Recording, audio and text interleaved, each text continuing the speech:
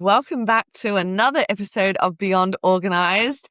I have my friend coming back, Michelle, and I'm so excited to have her on today. And hopefully this time the video works. Last time we were just stuck with audio, and I feel like there was a lot of opposition from the enemy because he did not want this to get out. And it was such a great episode, and I'm really excited for you guys to come back and experience Michelle again, get to see this beautiful woman and be able to go a little bit deeper and into what's been going on in her life. So welcome back, Michelle. Thank you. Thank you so much for having me. It's a pleasure to be back. Absolute pleasure. I am so glad you said yes to coming back because I really enjoyed our we'll do time. a series. I'll be back again in the fall. As long as you have me, we'll keep coming back. Forever. You've got a place here, definitely. Thank you. So I would love to know and hear what's been going on since I talked to you last, because I know we had a bit of a discussion around the journaling and things like that. And I would just love to hear all the things that have been happening since. So I launched the journal challenge and I didn't run a single ad, a single reel, and had like 48 people sign up. It was crazy. It was in January and I realized everybody wants to start the year off right. But I taught people, in my opinion, everything I say is my opinion, the proper way to journal. Because a lot of times, like as a teenager, I would journal, but it was just a journal dump. It was really just a dump of my feelings. Yes. It's so cringe to go back and reread it. I know. I've read some of my teenage stuff and I think, oh my goodness. Get a grip. Actually, my 20-year-old stuff, I can't even say teenage. Like, get a grip. And I had learned several years ago about the power of journaling and how it actually is a tool to allow God to speak to you through your journaling. It has been life-changing for me. Several of my friends and I, we journal the same way. And I guess I just kind of thought everyone knew about it and they didn't. So I launched this journal challenge and I was able to do a small teaching first, like a small Bible study, because I kind of had to prep them for what they were about to experience. And basically I taught people how to hear God's voice through journaling. So it's basically a method of God speaks to you, you're just writing. And you usually don't even know what you're writing and you don't even understand it. And a lot of time it doesn't make sense. But because there's no interruption of the flow and you're writing too fast, you're not stopping and questioning and challenging God. You're just writing. And when you go back and read it, it's wonderful. I know. I've been doing that for years and I didn't even know it was a thing. Like I just did not know it was a thing. And me neither. But growing and understanding the prophetic more, I realized it was a thing. And I love it when I can feel the Holy Spirit and it's coming. And I have no idea what I'm even writing. I'm not even processing. I'm just writing the next thing. And then to go back and read it and my mind is like, oh my goodness, there is no way that came from me, because it's so, it's just so mind blowing a lot of the time. And it's so simple. It's always so simple. And I'm just like, wow, something that's been complicated and blown up in my mind has just been brought down to this simple thing that's like, oh my goodness. Do you find yourself using it for if I have a question and I need help and I'm having trouble, I'm like, all right, here's my pen. I'm ready. Lord, just talk. Yep. And I love documenting things. So having it written down, for starters, I feel like I remember it better because I've written it, even though I don't really remember it at the time, but then reading it back, it's almost like it stays. I remember the things that I wrote down, the prophetic words, but also I know that I'm hearing it right. Like if I'm just listening from other means, on the fly, have a prophetic word for someone or whatever, I sometimes wonder, am I quite hearing it right? Am I not? But for some reason, when I'm writing it down and it's just coming out that way, I have more clarity and more certainty in. I think it's because your brain doesn't have time to question God. So it doesn't get jumbled, right? Like imagine someone speaking and you're processing it, but with your mind's really saying, wait. How's that going to happen? Wait. And you just interrupted God's voice. But when you're just writing, you're just trying to keep up. You're not trying to process. So I think that's why.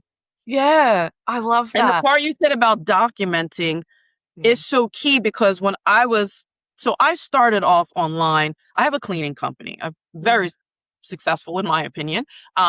23 years in May. So I originally launched like how to help business owners start a cleaning business. Well, it just wasn't going great. And I was like, okay, Lord, what gives? It's been 2 years in. And I was able to go back to my journals and documentation, like you said. I was starting to feel like I heard God tell me the direction he wanted to go, but I was like, no, that doesn't make sense. When I went back and read the journals, had them dated and everything, it matched what I was hearing again. So dating these journals is key as well. Yeah. As well as like writing your dreams, the date you had them, and then the journals, the date. It's very important and it's very helpful. Because a lot of times I think you'll notice God will speak first and then do nothing about what he's spoken for years. Yeah. Yes. Well, and the dating is so critical, because I think I might have said this on another podcast, or maybe I was talking to a friend. I can't remember. But a few months ago, I had a situation with my 7-year-old son, and the issues that came up were something that the Lord told me back in July 2023. That was to help deal with this particular situation. Okay. And being able to actually say, look, the Lord gave me all this information about you and how to deal with, something specifically for you and what's going to help you. And I walked through it with him, because I felt the Holy Spirit say, get it out, show him like the proof, Yeah. And I went through it all. And then he's just like, wow, God told you all of this. Wow. That's and I said, and you want to know when he told me? And then I showed him the date, and he's just like, it's 2026. That was 3 years ago. And I'm just like, yeah, God knew then that you would need this today. And I said, and there's stuff in here that is still for years to come. Like, this is exciting. I said, you don't need to know it all now, but this part is for now. Like, for now. And he was so excited. And I feel like that opened up his mind to how God works. And that was like tangible evidence to something that a lot of us, we are purely relying on faith, but this was faith in a way that could be backed up too, you know? And I think, and so now fast forward, my next challenge, I'm still doing my how to heal the people pleasing in you challenge, but my next challenge as a result of the people pleasing and the journal challenge is how to hear from God. Because I think that a lot of Christians think reading the Bible is enough, and it's just not. And what I shared, I did a YouTube today. I have a blended family. In my opinion, there was not a single verse in the Bible that helped me with my blended family. Not a single one. Yeah. It was so key that I heard God's voice clearly about specific situations. So a lot of times we think our Rhema word is written word, but it's his active spoken word, present tense spoken. So to me, reading the Bible is half of the journey. God's spoken word will confirm. He's not going to say something that contradicts his word. Yeah. But we need specific instruction from God, like case in point, what you experienced with your son. And I challenge everyone, do this with your children. My daughter actually a few years ago was like, Mommy, I don't know if I believe in God. I know you do, but I don't know if I do.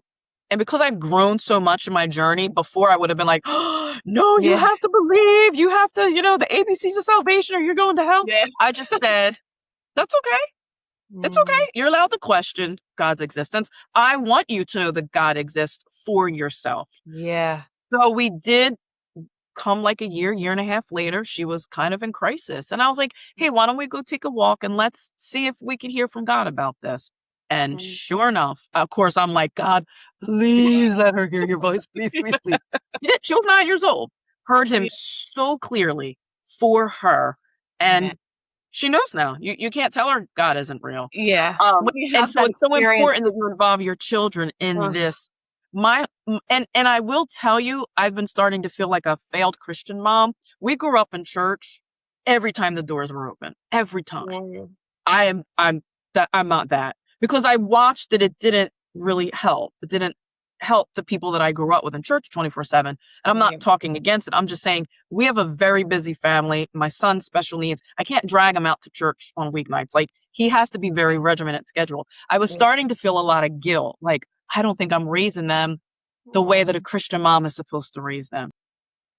And so when that happened, I was like, okay. And then the next week, my daughter, I was going to bed to pray with her, tuck her in. She's like, I don't need you to pray for me. I got this. I'll do it myself. And it was almost like the Lord was like, yeah, it's not your works. It's you pointing your children to me. Yeah. Let them develop a relationship with me. That's your job as a mom.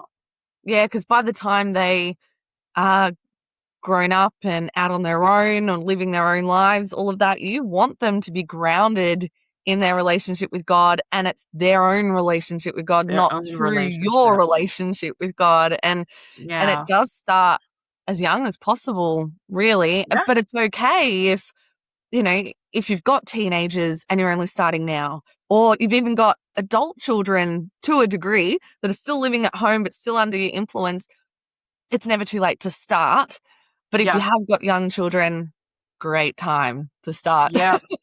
And just challenge them. Like, well, you know, I know God is real. And so because he is, he'll speak to you. You just have to ask him, you know, just make it very, we just can't like normal. You believe, like you can't you start preaching to them that's just not the way. You just let them explore, let them be curious. Right? My oldest son, who's 10, he is very much like me. He'll almost believe something because, you know, his parents believe it or something. I was very much like that. Just same. Kind of, child. Same. You know, I was told this is right, this is the right way. And so I went with it until, you know, I sort of grew up and went, no, I do actually believe this for myself. But I didn't have to go through that whole crisis of, do I believe this? I kind of grew into that. And my son, my oldest one, he's a lot like that.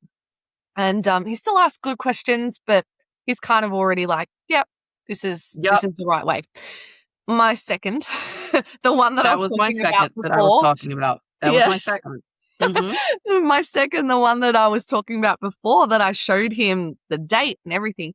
He's the one that's been going, I don't know if I believe.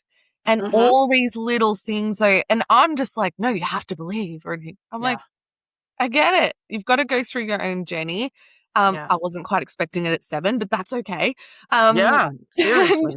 And the fact that I've got all these little things that God's already been preparing for years that he can claim as his own as well is just, it is precious. Like that to me, I just go, okay, God's got this. I don't need to panic. I don't need to worry. He's got and think of my prayer begging God, please talk to her. Why would I need to say that?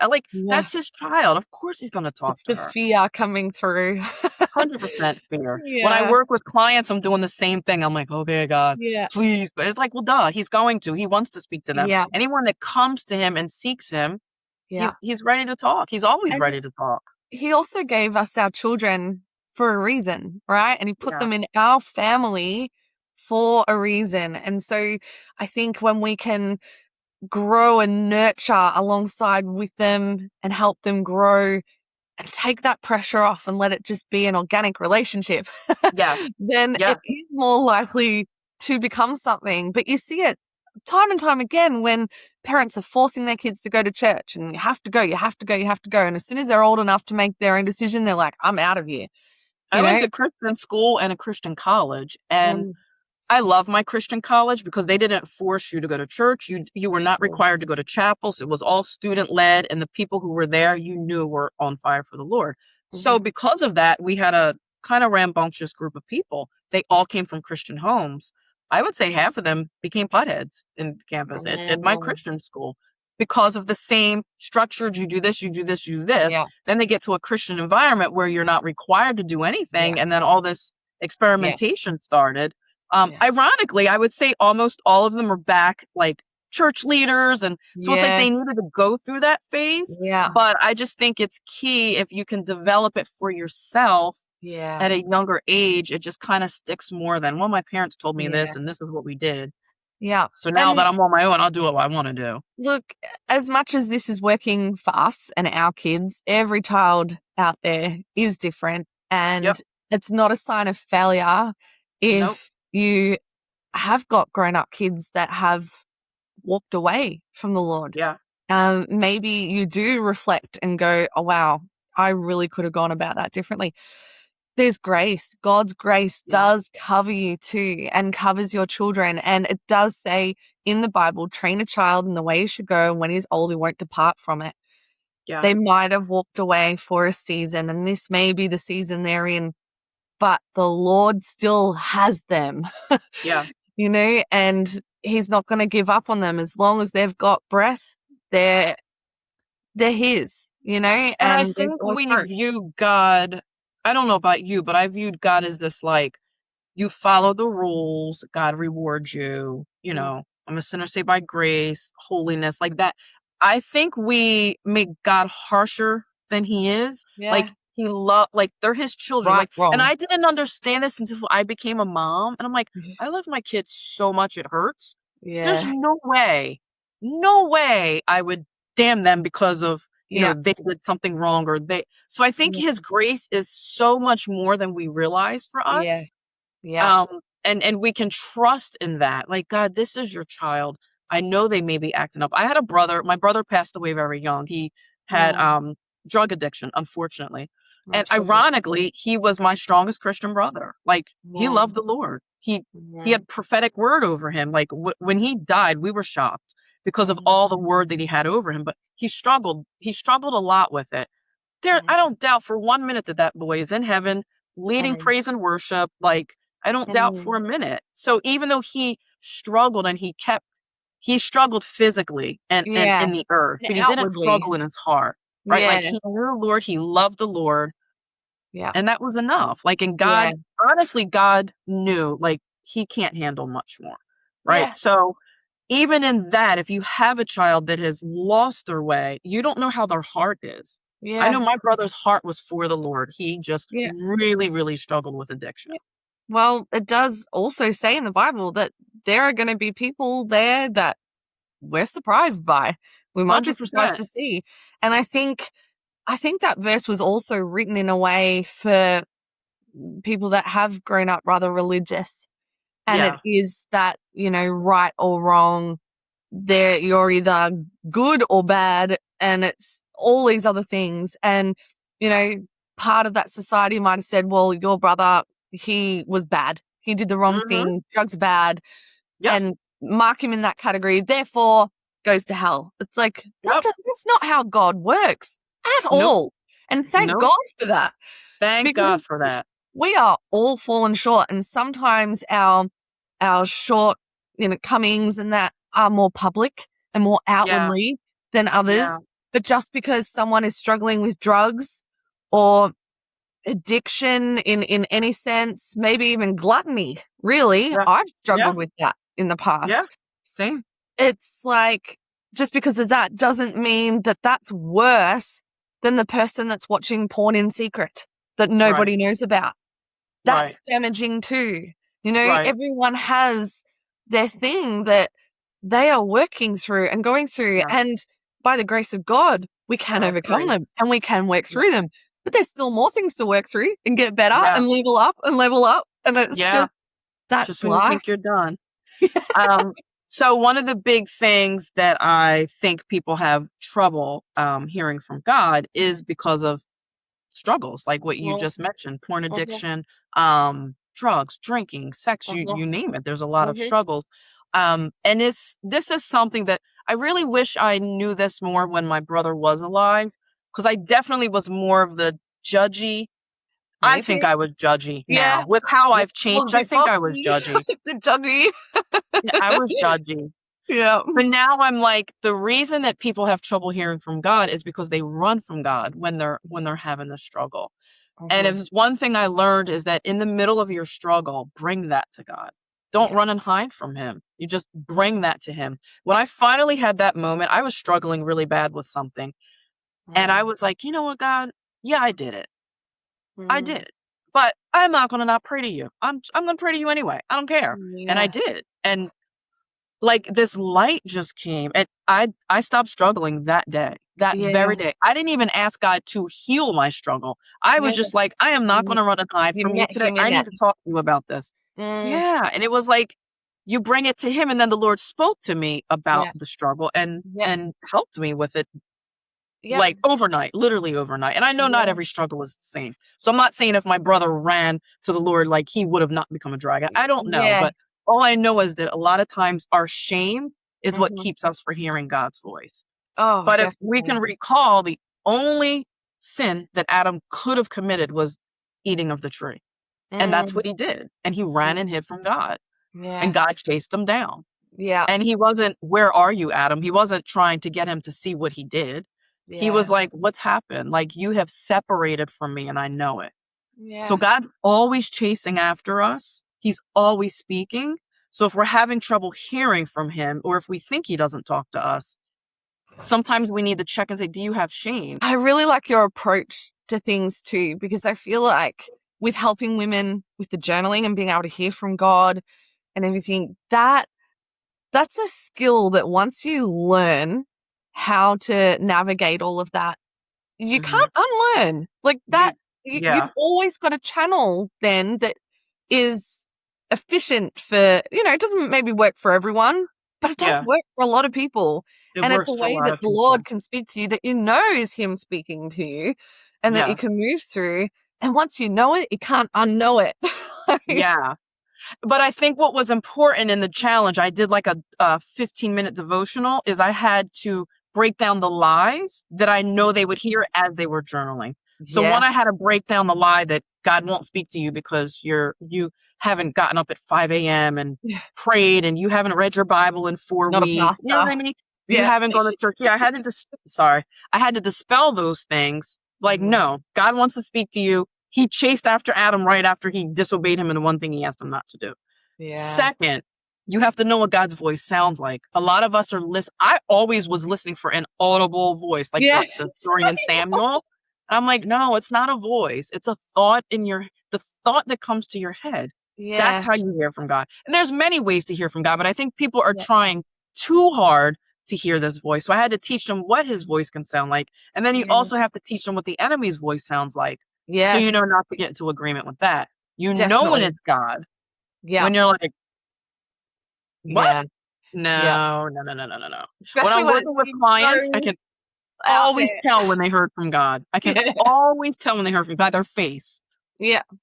I was working with someone who was a Christian and then kind of became an atheist for a bit. And I was like, that's okay. Ooh.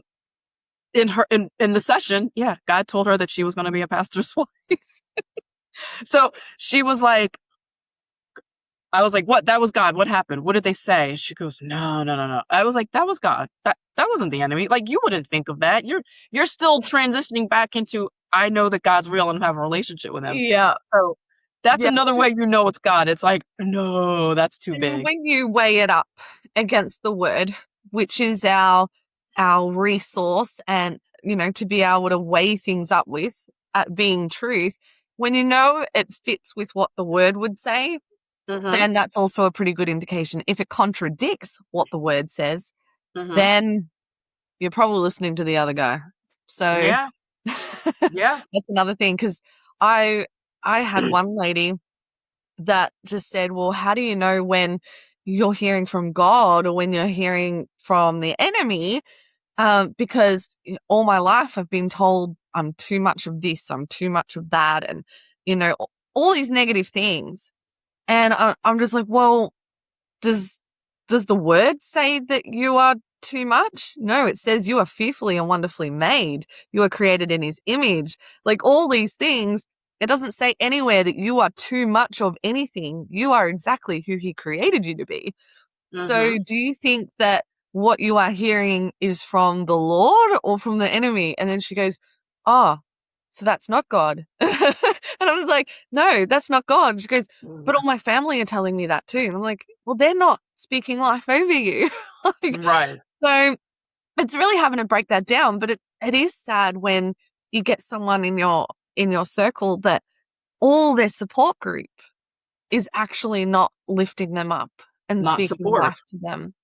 And so I'm sure you've experienced that too. And I have no doubt there's women listening that are in that situation too, possibly their own spouse or parents, siblings, children, all just bringing you down. And you might not be able to remove yourself from every situation and every person. But when you ground yourself in what the Lord is saying about you and the truth, those things lose its power. Like they can say whatever they want to say. You know the truth. You know who you are and your identity in Christ, that they can say you're too much or you're not enough or you're this, you're that, blah, blah, blah. What does the Lord say that I am? And God will speak to who he created you to be. He's not going to speak to where you are. So you may be insecure and feel unworthy. He's not going to come down and speak to your insecurity and unworthiness. He's going to speak to who he saw when he created, right? Just like Gideon. Gideon was hiding in a cave and he's like, "What's up, mighty man of valor?" Yeah. You, me? Yeah, you. I'm speaking to who I created, not the scared little boy that's, making food in a cave hiding. So God will speak to who he created. When people are telling you you're too much, they're not enough. That's how I see it. Yeah. You're not too much. They're not enough. They can't handle the greatness that you are. If someone told me you were too much, I'd be like, thank you. Thank you. Yeah. Well, glad you know. You hear it so much, like, oh, you talk too much. And it's just like, and I was told that a lot. I mean, my parents were pretty good, but it's other people around me. School and teacher. Great. That's why you have a podcast. Yeah. And it's just like, hang on a second. Maybe I was created to get in front of people and speak.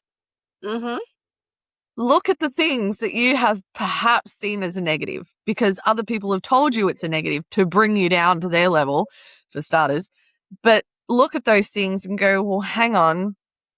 What am I supposed to do with those things? Because I was created like this for a reason. And that's not an excuse to then be like narcissistic or anything like that and go, well, I was created to, manipulate and question like that. No.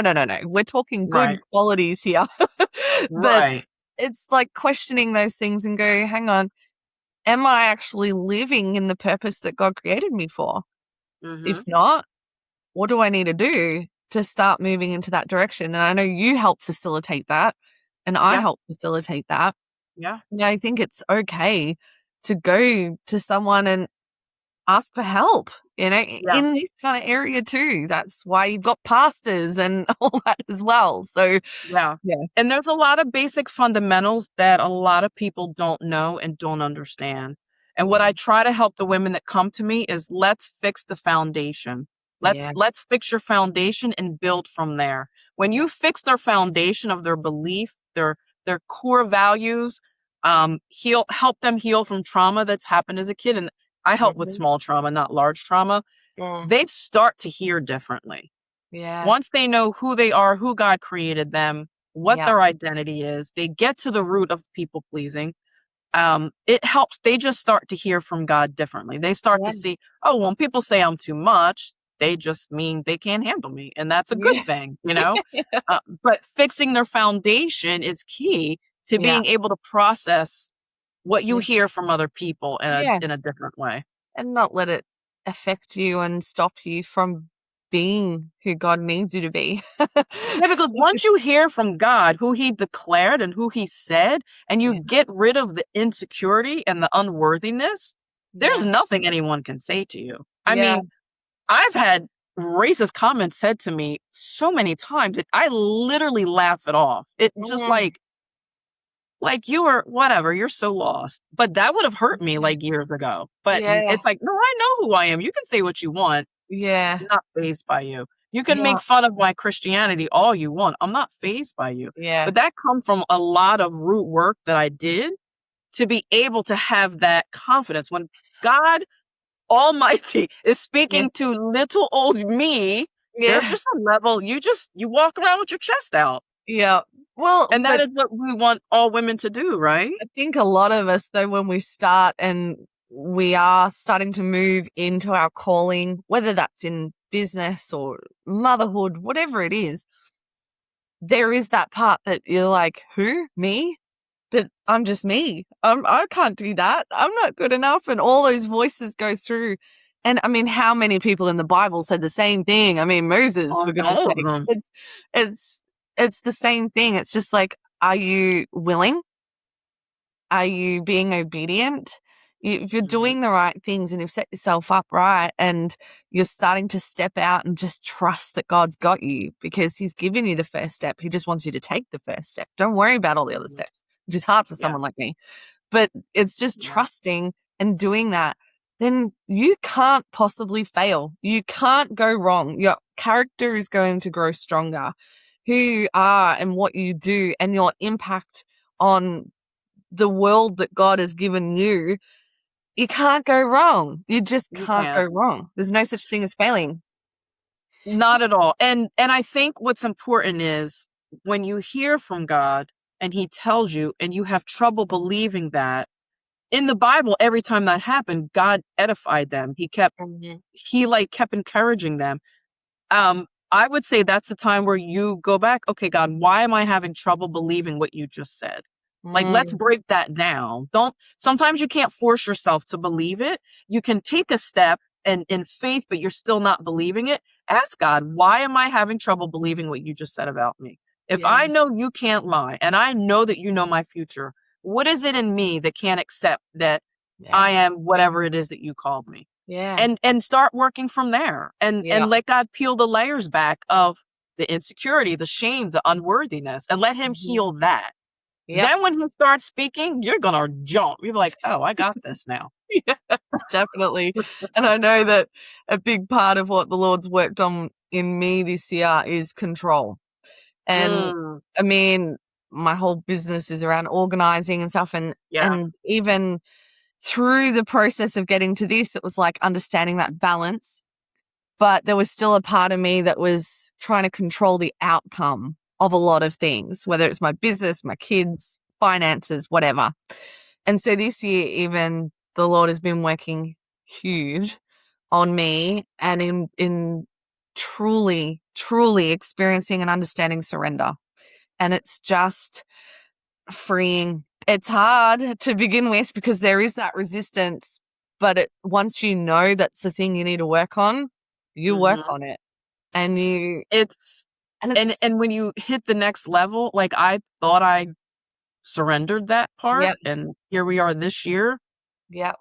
I could tell you like 3 or 4 things if they ever happened to me would feel like rock bottom. They like 1, 2, 3, boom, boom, boom. Oh, rock bottom for me. And then another rock bottom moment. And I think God's like, gets control, like what you're saying. Like, well, the worst that you thought could happen, happened. Now what? And it's like, okay, you're still in control. I'm not. Yeah. Yeah. I'm still here. Yeah, I don't like this. I don't like it too much. I'm ready to be done. I don't like it either. And I think a big part of that does come when you have experienced trauma and it then becomes sort of ingrained into you to control what you can because there's a lot of things that happen to you that was out of your control. And so there's just so much that goes into it. There's so much that goes into it. And I know that like I'm not a psychologist or anything, but I've certainly seen one for most of my life. So I probably know more than a lot of the freshly trained ones. But it's just there is something in being able to let go of the control and surrender and being able to hear God, because when you can surrender like fully, you can journal and flow and hear from God a lot easier because I'm not trying to control and go, oh, hang on. No, I think you meant to say this. And if you write that, it's like, no, I'm just writing it all. I'm just writing it all. And whatever comes out. And a lot of times when we try to control, like it shows up in our body. Like we start to get sick. We start to get anxious. And where I have gotten to is mentally, I have surrendered. Like, God, I know this is all going to be fine.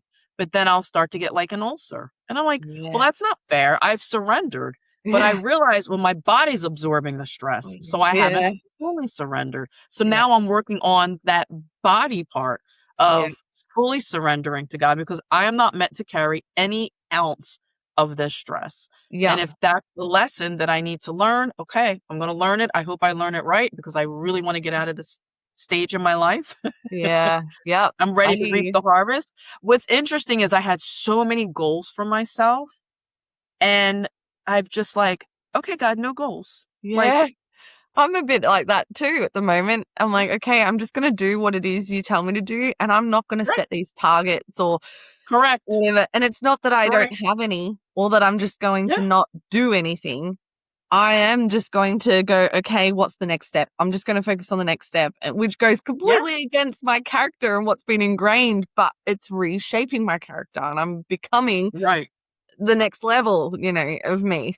Well, and I think all we can control is our output. We can't control the outcome. And so Yes. I'm like, okay, so what I can control is my consistency, Yeah. regardless of the evidence that I see that this is working. So Yeah. that's been my new goal, just to stay consistent. And it's not that I'm not dreaming anymore, but I think I've stopped focusing on the end goal and I've just focused more on just being consistent.